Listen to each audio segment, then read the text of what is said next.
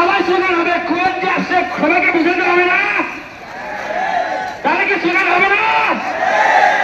1 2 3 4 কোন রকম qualifying exam ছাড়াই তারা অ্যাসিস্ট্যান্ট ইঞ্জিনিয়ার হচ্ছেন, এরপর এক্সএম হচ্ছেন, কোথাও কোথাও এসিও হচ্ছেন। আমি তোমাদেরকে একটা উদাহরণ দিতে পারি যে বাংলাদেশ সেতু বিভাগে একজন ইঞ্জিনিয়ার এই কুয়েত থেকে পাস করে জয়েন করেছিল অ্যাসিস্ট্যান্ট ইঞ্জিনিয়ার, এরপরে তোমার এক্সএম হয়েছে, পিএইচডি করেছে, মাস্টার্স পিএইচডি করেছে জাপান থেকে। যে তত্ত্বাবধায়ক প্রকৌশলী হইতে পারে নাই, তত্ত্বাবধায়ক প্রকৌশলী পদোন্নতি দেওয়া হয়েছে একজন ডিপ্লোম্যাটিক ইঞ্জিনিয়ার। এটা আমাদের অধিকার যে একজন ইঞ্জিনিয়ার না হয়ে ইঞ্জিনিয়ার হয় টাইটেল দিতে দিলে এটা হতে পারে না।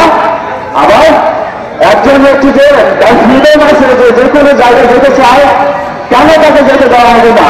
আমি পিএইচডি করছি, আমি যদি হাই স্কুলে পেদাগোজি আমি পছন্দ করি, কেন আমাকে যেতে দেওয়া হবে না? It is my freedom to teach in high school, isn't it? So আমি মনে করি যে তোমাদের যে আন্দোলন এটা যৌক্তিক আন্দোলন, এবং এই দেশে আন্দোলনের ফসল অ্যাসিড করার জন্য কি করতে হয়? সোজা আন্দোলন ঠিক ওঠে না।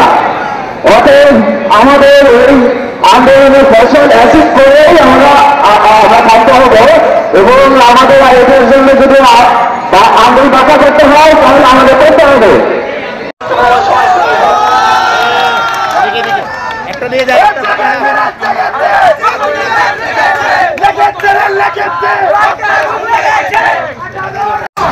যখন ঢাকা হেডমাস্টার ঢাকা করছিলাম, আপনারা সবাই জানেন না, এই ইন্ডিয়ান সরকার পুলিশের সহায়তায় নিজের পুলিশের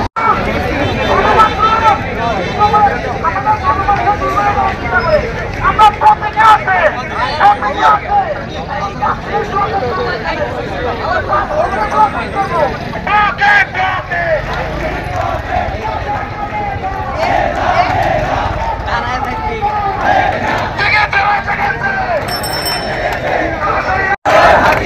আমার সোনার বাংলা, খাই নাই আমার সোনার বাংলায়, খাই নাই আমার সোনার বাংলায়, আমার সোনার বাংলায় খাই নাই খাই নাই। পঞ্চায়েত কমিটি রূপান্তরিত করা হয়েছে। এই পঞ্চায়েত কমিটি সেই কমিটি 1 মাসের সেই রূপান্তরিত করেছি। আমাকে কমিটি কমিটি সন্ধ্যা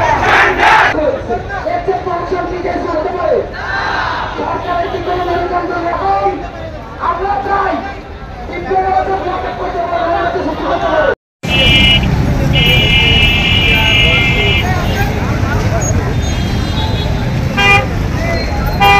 কোটানা মেধা,